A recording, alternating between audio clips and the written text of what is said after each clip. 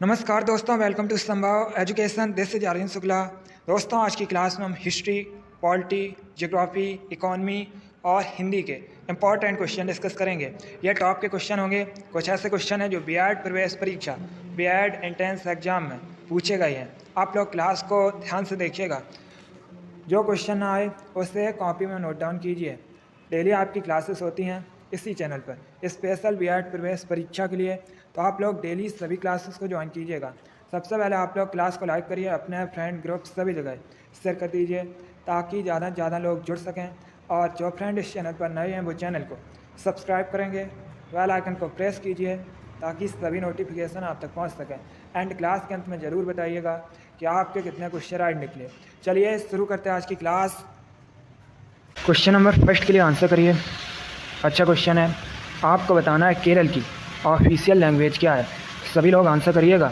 Option दिए गए option इस प्रकार हैं। Option number 1 Kannada, option number B Tamil, option number C Malayalam, option number D Telugu. आपको बताना है केरल की राजकीय भाषा क्या है। आंसर करिएगा। क्वेश्चन नंबर फर्स्ट के लिए आंसर देते समय क्वेश्चन नंबर जरूर डालिएगा। बताइएगा केरल की ऑफिशियल लैंग्वेज क्या है। बहुत अच्छे दोस्तों, वेरी गुड। इसका right answer option number C होगा, Malayalam. Yes, option number C correct answer है दोस्तों। केरल की ऑफिशियल लैंग्वेज मलयालम है, इसलिए option number C correct answer होगा। अब देखिए, अगर हम केरल की बात करें, केरल की राजधानी दोस्तों तिरुवनंतपुरम है। एग्जाम में क्वेश्चन पूछा जाता है कि साइलेंट वैली राष्ट्रीय उद्यान, साइलेंट वैली नेशनल पार्क ये भारत के किस राज्य में है। तो ये दोस्तों केरल में स्थित है। और एक क्वेश्चन एग्जाम में पूछा जाता है सबरीमाला मंदिर ये कहाँ पर है। ये भी दोस्तों केरल में स्थित है। इन क्वेश्चंस को आप लोग याद रखिएगा। ये क्वेश्चन यूपी ट्रिपल एससी की परीक्षाओं में कई बार पूछे गए हैं। क्वेश्चन नंबर फर्स्ट का option number C correct answer होगा। केरल की ऑफिशियल लैंग्वेज मलयालम है। आगे बढ़ते हैं। क्वेश्चन नंबर 2 के लिए आंसर करिए। अच्छा क्वेश्चन है, आपको बताना है भारत की सबसे बड़ी बैंक कौन सी है। सभी लोग आंसर करिए। बताइएगा भारत की सबसे बड़ी बैंक कौन सी है। ऑप्शन दिए गए ऑप्शन इस प्रकार हैं। Option number A Bharatiya Reserve Bank, option number B Bharatiya State Bank, option number C है Central Bank of India, option number D है बैंक ऑफ इंडिया। सभी लोग क्वेश्चन नंबर 2 के लिए आंसर करिए। आपको बताना है भारत की सबसे बड़ी बैंक कौन सी है। बहुत अच्छे दोस्तों, वेरी गुड। देखिए, आप लोग ध्यान से ऑप्शन पढ़िए, उसके बाद ही आंसर दीजिएगा। तुक्का मत लगाइए। बताइएगा भारत की सबसे बड़ी बैंक कौन सी है। इसका right answer option number A होगा, भारतीय Reserve bank. Yes, option number A correct answer है दोस्तों। भारत की सबसे बड़ी bank reserve bank of India है, इसलिए option number A correct answer होगा। अब देखिए दोस्तों, अगर हम भारतीय रिजर्व बैंक की बात करें, इसका जो हेड क्वार्टर है, एग्जाम में पूछ सकते हैं कि भारतीय रिजर्व बैंक का हेड क्वार्टर कहाँ पर स्थित है। ये दोस्तों मुंबई में स्थित है। अब आपसे एग्जाम में क्वेश्चन और पूछ सकते हैं कि वर्तमान में भारतीय रिजर्व बैंक के गवर्नर कौन है। दोस्तों, वर्तमान में भारतीय रिजर्व बैंक के गवर्नर शक्तिकांत दास हैं। एग्जाम में क्वेश्चन पूछा जा सकता है, आप लोग याद रखिएगा। करेंट का क्वेश्चन है। क्वेश्चन नंबर 2 का option number A correct answer होगा। भारत की सबसे बड़ी बैंक भारतीय रिजर्व बैंक है। अगला क्वेश्चन देखते हैं। क्वेश्चन नंबर 3 के लिए आंसर करिए। आपको बताना है निम्नलिखित में से किसे ब्लू प्लैनेट कहा जाता है। बताइएगा निम्नलिखित में से किसे नीला ग्रह कहा जाता है। ऑप्शन दिए गए option number A Shani, option number B Prithvi, option number C Brihaspati, option number D Mangal. अच्छा क्वेश्चन है, सरल है, आप लोग याद रखिए। अगर आपसे एग्जाम में पूछा जाए कि किस ग्रह को लाल ग्रह कहा जाता है, तब तो आप लोग याद रखिएगा मंगल ग्रह को दोस्तों लाल ग्रह के नाम से भी जाना जाता है। लेकिन यहाँ पर आपसे पूछा गया है कि किस ग्रह को ब्लू प्लैनेट कहा जाता है। आंसर करिए। अब आपके पास सिर्फ 3 ऑप्शन है। Option number A Shani, option number B Prithvi, option number C Brihaspati. इसका right answer option number B होगा, पृथ्वी को। Yes, option number B correct answer है दोस्तों। पृथ्वी को ब्लू प्लैनेट कहा जाता है, इसलिए option number B correct answer होगा। जिसने भी क्वेश्चन नंबर 3 का ऑप्शन नंबर बी दिया उनका राइट आंसर है, वेरी गुड। इसी प्रकार से आप लोग आंसर करिए। बहुत अच्छे दोस्तों, डेली आपकी क्लास होती है 8:30 पर। आप लोग डेली क्लास को ज्वाइन कीजिएगा। चलिए अगला क्वेश्चन देखते हैं। क्वेश्चन नंबर 4 के लिए आंसर करिए। अच्छा क्वेश्चन है, बिकॉज ये क्वेश्चन बीएड प्रवेश परीक्षा में पूछा हुआ क्वेश्चन है। क्वेश्चन है दोस्तों, भारत के किस राज्य में आलू का सर्वाधिक उत्पादन होता है। ऑप्शन इस प्रकार है। Option number A Uttar Pradesh, option number B Bihar, option number C Punjab या ऑप्शन नंबर डी हरियाणा। बताइएगा भारत में सबसे अधिक आलू का उत्पादन किस राज्य में होता है। सभी लोग आंसर दीजिएगा। आप लोग स्टडी पर ज़्यादा फोकस कीजिए क्योंकि जो कंपटीशन है काफ़ी ज़्यादा है दोस्तों। बहुत अच्छे, गुड। आपको बताना है भारत में सबसे अधिक आलू का उत्पादन किस राज्य में होता है? इसका right answer option number A होगा, उत्तर प्रदेश में। Yes, option number A correct answer है। भारत में सबसे अधिक आलू का उत्पादन उत्तर प्रदेश राज्य में होता है, तो option number A correct answer होगा। आगे बढ़ते हैं, क्वेश्चन नंबर 5 के लिए आंसर करिए। पॉलिटी संबंधित क्वेश्चन है, अच्छा क्वेश्चन है। बताइएगा, कौन राज्य योजना बोर्ड के अध्यक्ष के रूप में कार्य करता है? आपको बताना है इनमें से कौन राज्य योजना बोर्ड के अध्यक्ष के रूप में कार्य करता है? ए राज्यपाल, बी मुख्यमंत्री, सी विरोधी पक्ष के नेता या डी स्पीकर। बहुत अच्छे दोस्तों, पिछली बार जो बीएड प्रवेश परीक्षा हुई थी इस चैनल पर जितने भी स्टूडेंट पढ़ते थे उनमें से बहुत से बच्चों को गवर्नमेंट सीट मिली थी। तो आप लोग भी स्टडी पर फोकस कीजिएगा। बाकी जो सिलेबस है पूरा आपका इसी चैनल पर कवर कराया जाएगा। बस आप लोग क्लास को ज्वाइन कीजिए और जो क्वेश्चन बताए जाएं उनको अच्छे से पढ़िएगा। अभी आंसर करिए क्वेश्चन नंबर 5 के लिए। आपको बताना है कौन राज्य योजना बोर्ड के अध्यक्ष के रूप में कार्य करता है? राइट आंसर होगा ऑप्शन नंबर ए राज्यपाल। Yes, option number A correct answer होगा गवर्नर। ये दोस्तों राज्य योजना बोर्ड के अध्यक्ष के रूप में कार्य करता है, option number A correct answer होगा। यह भी क्वेश्चन बीएड प्रवेश परीक्षा में पूछा हुआ क्वेश्चन है। आगे बढ़ते हैं, तो करिए क्वेश्चन नंबर 6 के लिए। क्वेश्चन है दोस्तों, फूल गोभी के पौधे का उपयोगी भाग कौन सा होता है? आपको बताना है जो फूल गोभी का दोस्तों पौधा होता है उसका उपयोगी भाग कौन सा होता है? ऑप्शन दिए गए, आप लोग ध्यान से ऑप्शन पढ़िए, उसके बाद ही आंसर करिएगा। जिसने अभी लाइक नहीं किया एक बार लाइक करिए। डेली क्लास को आप लोग ज्वाइन कीजिएगा और आप लोग इस क्लास को ज़्यादा से ज़्यादा शेयर कीजिए। जो फ्रेंड्स इस चैनल पर नए हैं वो चैनल को सब्सक्राइब करेंगे, बेल आइकन को प्रेस कीजिए ताकि सभी नोटिफिकेशन आप तक पहुंच सकें। आंसर करिए क्वेश्चन नंबर 6 के लिए। आपको बताना है फूल गोभी के पौधे का उपयोगी भाग कौन सा होता है? इसका right answer option number C होगा, ताज़ा पुष्प समूह। Yes, option number C correct answer होगा। आगे बढ़ते हैं, अब आंसर करिए क्वेश्चन नंबर 7 के लिए। अच्छा क्वेश्चन है, आपको बताना है जिम कॉर्बेट नेशनल पार्क ये किस ज़िले में स्थित है? चलिए क्वेश्चन नंबर 7 के लिए आंसर करिए। क्वेश्चन आपके सामने है, ऑप्शन दिए गए हैं। आपको बताना है जिम कॉर्बेट नेशनल पार्क ये किस ज़िले में स्थित है? पहली बात तो आप लोग याद रखिएगा, जिम कॉर्बेट नेशनल पार्क ये दोस्तों उत्तराखंड में है। अब आपको बताना है उत्तराखंड के किस ज़िले में स्थित है। अच्छा क्वेश्चन है, ऑप्शन नंबर ए नैनीताल में, ऑप्शन नंबर बी चमोली में, ऑप्शन नंबर सी अल्मोड़ा में, ऑप्शन नंबर डी हरिद्वार में। आपको बताना है जिम कॉर्बेट नेशनल पार्क ये किस ज़िले में स्थित है? सभी लोग आंसर करिए क्वेश्चन नंबर 7 के लिए। इस प्रकार से भी क्वेश्चन पूछा जाता है कि किस राज्य में स्थित है, तो याद रखिएगा अगर आपसे राज्य पूछा जाए तो ये दोस्तों उत्तराखंड में स्थित है, और अगर आपसे पूछा जाए उत्तराखंड के किस ज़िले में स्थित है तो ये दोस्तों नैनीताल में स्थित है। इतना आप लोग याद रखिए, Jim Corbett national park Uttarakhand के नैनीताल ज़िले में स्थित है, इसलिए option number A correct answer होगा। जिसने भी क्वेश्चन नंबर 7 का ऑप्शन नंबर ए दिया उनका राइट आंसर है। Very good. अगला क्वेश्चन देखते हैं, क्वेश्चन नंबर 8 के लिए आंसर करिए। क्वेश्चन है दोस्तों 1959 तक पाकिस्तान की राजधानी क्या थी? अच्छा क्वेश्चन है, आपको बताना है 1959 तक पाकिस्तान की राजधानी क्या थी? वर्तमान में पाकिस्तान की राजधानी इस्लामाबाद है, लेकिन यहाँ पर आपसे पूछा गया है 1959 तक पाकिस्तान की राजधानी क्या थी? तो आंसर करिए। अब आपके पास सिर्फ 3 ऑप्शन है, ध्यान से आप लोग ऑप्शन पढ़िए उसके बाद ही आंसर दीजिएगा। इसका right answer option number B होगा, Karachi. Yes, option number B correct answer है दोस्तों। 1959 तक पाकिस्तान की राजधानी कराची थी, इसलिए option number B correct answer होगा। वर्तमान में पाकिस्तान की राजधानी इस्लामाबाद है। आगे देखते हैं, क्वेश्चन नंबर 9 के लिए आंसर करिए। अच्छा क्वेश्चन है, आपको बताना है निम्न देशों में सबसे अधिक जनसंख्या किसकी है? ये 4 देश आपको दिए गए हैं, बताइएगा इन चारों देशों में सबसे अधिक जनसंख्या किसकी है? अगर आपसे दोस्तों क्वेश्चन एग्जाम में पूछा जाए कि विश्व में सबसे अधिक जनसंख्या किस देश की है, तो आप लोग याद रखिएगा चाइना की। उसके बाद दूसरे नंबर पर दोस्तों भारत है, लेकिन यहाँ पर आपको 4 देश दिए गए हैं, इनमें से बताइएगा सबसे अधिक जनसंख्या किस देश की है? ऑप्शन नंबर ए इंडोनेशिया की, ऑप्शन नंबर बी जापान की, ऑप्शन नंबर सी पाकिस्तान की, या ऑप्शन नंबर डी सूडान की। बताइएगा इन देशों में सबसे अधिक जनसंख्या किस देश की है? इसका राइट आंसर होगा option number C, Pakistan. Yes, option number C correct answer है दोस्तों। इन चारों देशों में जो जनसंख्या है वो सबसे अधिक पाकिस्तान की है, इसलिए option number C correct answer होगा। अगर आपसे अलग से क्वेश्चन पूछा जाए कि विश्व में सबसे अधिक जनसंख्या किस देश की है, तो दोस्तों सबसे अधिक जनसंख्या विश्व में चाइना की है, दूसरे नंबर पर भारत है। चलिए क्वेश्चन नंबर 9 का option number C correct answer होगा। अगला क्वेश्चन देखते हैं।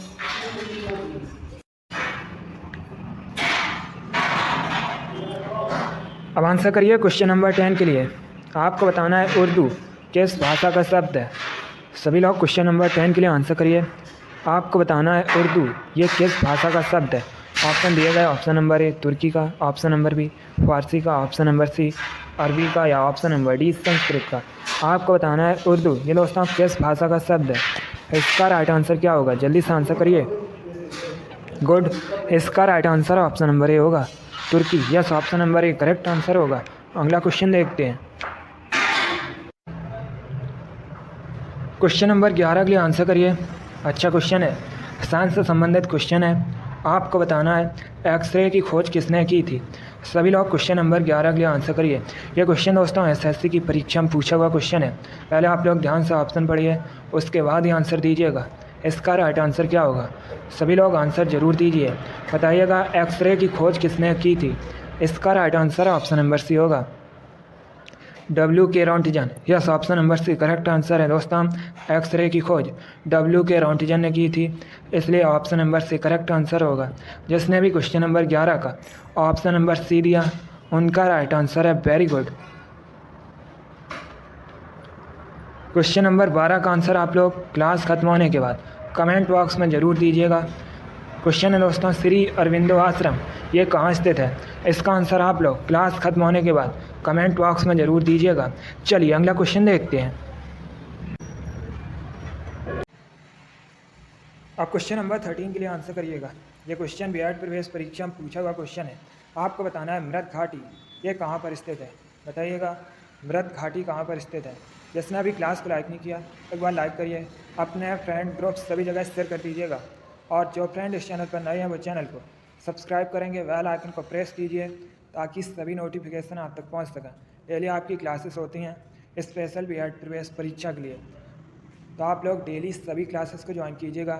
एक क्लास होती है सुबह 5 बजे, उसके बाद एक क्लास होती है सुबह 11 बजे, उसके बाद एक क्लास होती है दोस्तों शाम को 4:30 पर, और एक क्लास होती है आपकी शाम को 6:30 पर। ये चारों क्लासेस स्पेशल बीएड प्रवेश परीक्षा के लिए हैं, तो आप लोग डेली सभी क्लासेस को ज्वाइन कीजिएगा।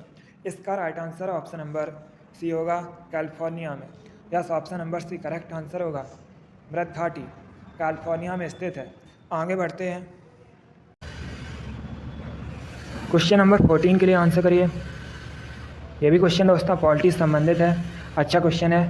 क्वेश्चन है 1957 में किस समिति ने भारत में त्रिस्तरीय पंचायती राज की सर्वप्रथम सिफारिश की थी। आपको बताना है 1957 में किस समिति ने भारत में त्रिस्तरीय पंचायती राज की सर्वप्रथम सिफारिश की थी। आंसर करिए क्वेश्चन नंबर 14 के लिए। पहले ध्यान से ऑप्शन पढ़िए, उसके बाद ही आंसर करिएगा। ये क्वेश्चन यूपी PCS की परीक्षा में पूछा हुआ क्वेश्चन है। अच्छा क्वेश्चन है दोस्तों, ध्यान से पहले आप लोग ऑप्शन पढ़िए, उसके बाद ही आंसर दीजिएगा। इसका right answer option number C होगा, बलवंत राय मेहता समिति ने। Yes, option number C correct answer है। 1957 में बलवंत राय मेहता समिति ने दोस्तों भारत में त्रिस्तरीय पंचायती राज की सर्वप्रथम सिफारिश की थी, इसलिए option number C correct answer होगा। अगला क्वेश्चन देखते हैं। क्वेश्चन नंबर 15 के लिए आंसर करिए। आपको बताना है गोल क्रांति का संबंध किससे है। सभी लोग क्वेश्चन नंबर 15 के लिए आंसर करिए। ऑप्शन दिए गए ऑप्शन इस प्रकार हैं। ऑप्शन नंबर ए टमाटर, ऑप्शन नंबर बी आलू, ऑप्शन नंबर सी अंडा, ऑप्शन नंबर डी सलजम। आपको बताना है गोल क्रांति का संबंध किससे है। यह भी क्वेश्चन दोस्तों यूपी SSC की परीक्षा में पूछा हुआ क्वेश्चन है और यूपी पुलिस की परीक्षा में पूछा हुआ क्वेश्चन है। इसी प्रकार से पूछा गया था। आपको बताना है गोल क्रांति का संबंध किससे है। सभी लोग क्वेश्चन नंबर 15 के लिए आंसर करिए। इसका right answer option number B होगा, आलू उत्पादन से। Yes, option number B correct answer है दोस्तों। गोल क्रांति का संबंध आलू उत्पादन से है, इसलिए option number B correct answer होगा। जिसने भी क्वेश्चन नंबर 15 का ऑप्शन नंबर बी दिया उनका राइट आंसर है। Very good. आगे देखिएगा, क्वेश्चन नंबर 16 के लिए आप लोग आंसर करिए। अच्छा क्वेश्चन है। क्वेश्चन है दोस्तों, सर्वाधिक प्रवासी जनसंख्या पाई जाती है। आपको बताना है कहाँ पर इनमें से सर्वाधिक प्रवासी जनसंख्या पाई जाती है। ऑप्शन दिए गए हैं, ध्यान से ऑप्शन पढ़िए, उसके बाद आंसर करिएगा। इसका right answer option number D होगा। संयुक्त राज्य अमेरिका में और दोस्तों कनाडा में, इसलिए option number D correct answer है। सर्वाधिक प्रवासी जनसंख्या ये दोस्तों संयुक्त राज्य अमेरिका तथा कनाडा में पाई जाती है सबसे अधिक, इसलिए option number D correct answer होगा।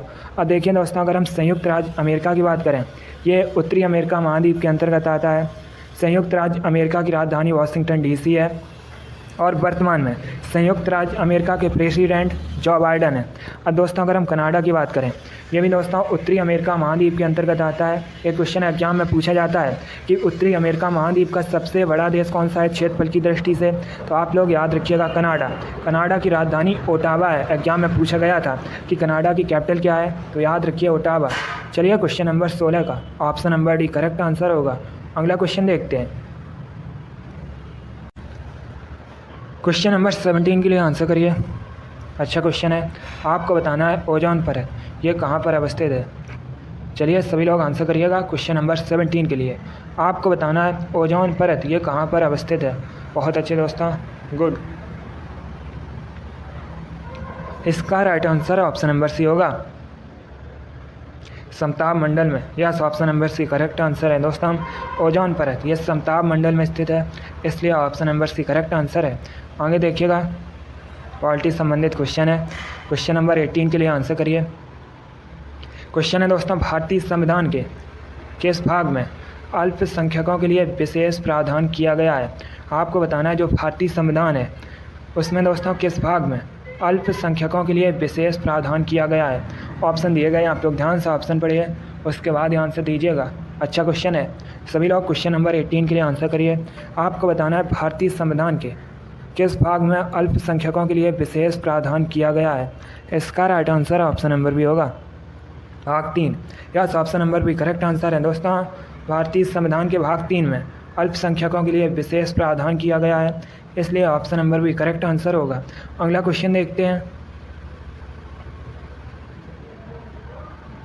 क्वेश्चन नंबर 19 के लिए आंसर करिए। आपको बताना है भारत की संसदीय प्रणाली कहाँ से प्रभावित है। सभी लोग क्वेश्चन नंबर 19 के लिए आंसर करिए।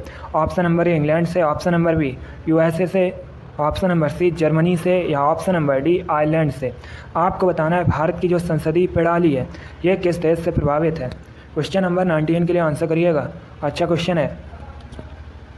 इसका right answer option number A होगा, इंग्लैंड से। Yes, option number A correct answer है दोस्तों।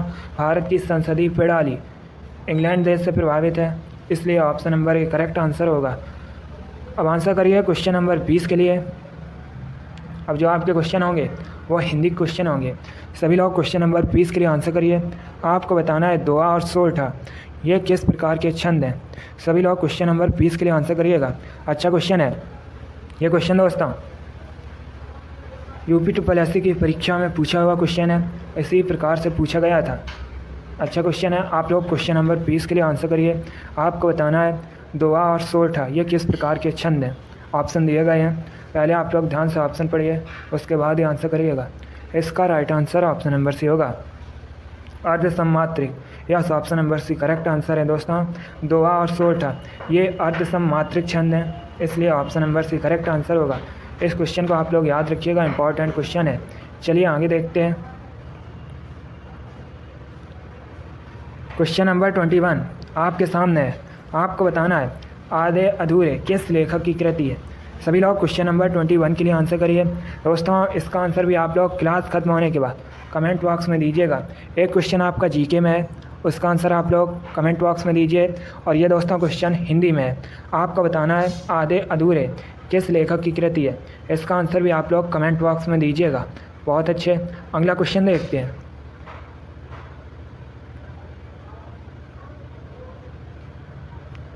क्वेश्चन नंबर 22 के लिए आंसर करिए। क्वेश्चन है दोस्तों अधजल गगरी छलकत जाए कहावत का सही अर्थ क्या होगा। यह भी क्वेश्चन बहुत बार यूपी SSSC की परीक्षा में पूछा हुआ क्वेश्चन है, बिल्कुल इसी प्रकार से पूछा गया था। आपको बताना है अधजल गगरी छलकत जाए कहावत का सही अर्थ क्या होगा।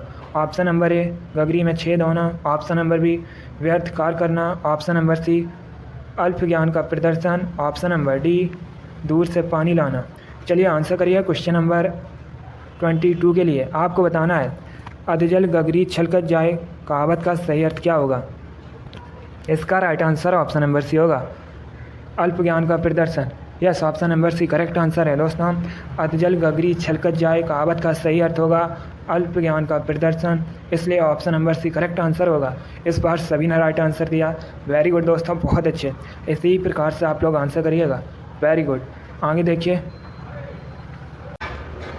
क्वेश्चन नंबर 23 के लिए आंसर करिए। ये भी इम्पॉर्टेंट क्वेश्चन है, ये भी क्वेश्चन कई बार एग्जाम में इसी प्रकार से पूछा गया है। आपको बताना है गीतांजलि के रचयिता कौन है। ये क्वेश्चन दोस्तों जीके में भी पूछा जाता है और हिंदी में भी पूछा जाता है। बताइएगा गीतांजलि के रचयिता कौन है। ऑप्शन दिए गए हैं, option number A Rabindranath Tagore, option number B Ramchandra Shukla, option number C Sharad Chandra, option number D Prithvi Sen Mitra. आपको बताना है गीतांजलि के रचयिता कौन है। गुड, जो लोग ऑप्शन नंबर ए दे रहे हैं उनका राइट आंसर है, वेरी गुड दोस्तों। गीतांजलि के रचयिता रविन्द्रनाथ टैगोर हैं, इसलिए option number A correct answer होगा। आगे देखिएगा क्वेश्चन नंबर 24 के लिए आंसर करिए। ये भी अच्छा क्वेश्चन है। क्वेश्चन है दोस्तों जो सब कुछ जानता है उसके लिए एक शब्द क्या होगा। चलिए क्वेश्चन नंबर 24 के लिए आंसर करिए। ये क्वेश्चन दोस्तों यूपी पुलिस की परीक्षा में पूछा हुआ क्वेश्चन है, हिंदी में इसी प्रकार से पूछा गया था। आपको बताना है जो सब कुछ जानता है उसके लिए एक शब्द क्या होगा। गुड, इसका right answer option number A होगा, सर्वज्ञ। Yes, option number A correct answer है दोस्तों। जो सब कुछ जानता है उसके लिए एक शब्द सर्वज्ञ होगा, इसलिए option number A correct answer होगा। गुड, यस, जो सब कुछ जानता है उसे दोस्तों सर्वज्ञ कहा जाता है। आगे देखिएगा क्वेश्चन नंबर 25 के लिए आंसर करिए। अब आपको बताना है गोपाल में कौन सा समास है। अच्छा क्वेश्चन है। आपको बताना है गोपाल में कौन सा समास है। ऑप्शन नंबर ए अव्ययी भाव, ऑप्शन नंबर बी पवरी, ऑप्शन नंबर सी द्विगु, ऑप्शन नंबर डी द्वंद्व। आपको बताना है गोपाल में कौन सा समास है। जल्दी से आंसर करिए क्वेश्चन नंबर 25 के लिए। इसका right answer option number B होगा, पवरी। Yes, option number B correct answer है दोस्तों। गोपाल में पवरी समास है, इसलिए option number B correct answer है। जिसने भी ऑप्शन नंबर बी दिया है उनका राइट आंसर है, वेरी गुड। आगे देखिएगा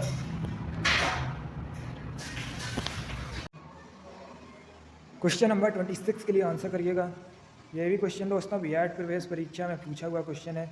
क्वेश्चन है आनंद का पर्यायवाची शब्द क्या होगा। बताइएगा आनंद का पर्यायवाची शब्द क्या है। ऑप्शंस दिए गए हैं, ऑप्शंस को पढ़ लीजिए, उसके बाद ही आंसर दीजिएगा, जल्दबाजी में आंसर मत दीजिए। वेरी गुड, बहुत अच्छे। आपको बताना है आनंद का पर्यायवाची शब्द क्या होता है। इसका right answer option number D होगा, प्रमोद। Yes, option number D correct answer है। आनंद का पर्यायवाची शब्द प्रमोद होता है, तो option number D correct answer होगा। आगे बढ़ते हैं क्वेश्चन नंबर 27 के लिए आंसर करिए। क्वेश्चन आपके सामने है। अब आपको बताना है विषाद शब्द का विलोम शब्द क्या होगा। सभी लोग क्वेश्चन नंबर 27 के लिए आंसर करिए। आपको बताना है विषाद शब्द का विलोम शब्द क्या होगा। गुड, इसका right answer option number D होगा, हर्ष। Yes, option number D correct answer है दोस्तों। विषाद शब्द का विलोम शब्द हर्ष होगा, इसलिए option number D correct answer होगा। आगे देखिएगा अब आपको आंसर देना है क्वेश्चन नंबर 28 का। आपको बताना है पीठ ठोकना मुहावरे का सही अर्थ क्या होगा। सभी लोग क्वेश्चन नंबर 28 के लिए आंसर करिए। बताइएगा पीठ ठोकना मुहावरे का सही अर्थ क्या होगा। ऑप्शन नंबर ए बढ़ावा देना, ऑप्शन नंबर बी कष्ट देना, ऑप्शन नंबर सी रहस्य बताना, ऑप्शन नंबर डी साहस दिखाना। बताइएगा पीठ ठोकना मुहावरे का सही अर्थ क्या होगा। इसका right answer option number A होगा, बढ़ावा देना। Yes, option number A correct answer है दोस्तों। पीठ ठोकना मुहावरे का सही अर्थ बढ़ावा देना होता है, इसलिए option number A correct answer है। इस बार सभी ने राइट आंसर दिया, वेरी गुड दोस्तों, बहुत अच्छे। अगला क्वेश्चन देखते हैं। क्वेश्चन नंबर 29 है। अब आपको बताना है कादम्बरी, इसके लेखक कौन है। क्वेश्चन नंबर 29 के लिए आंसर करिए। बताइएगा कादम्बरी के लेखक कौन है। क्वेश्चन नंबर 29 के लिए आपको आंसर देना है। पहले ध्यान से ऑप्शन पढ़िए, उसके बाद ही आंसर दीजिएगा। इसका right answer option number B होगा, Banabhatta. Yes, option number B correct answer है दोस्तों। कादम्बरी, इसके लेखक बाणभट्ट हैं, इसलिए option number B correct answer होगा। आगे देखिएगा, आज का लास्ट क्वेश्चन आपके सामने है। क्वेश्चन नंबर 30 है। आपको बताना है ईद का चांद होना मुहावरे का सही अर्थ क्या होगा। सभी लोग क्वेश्चन नंबर 30 के लिए आंसर करिए। बताइएगा ईद का चांद होना मुहावरे का सही अर्थ क्या होगा।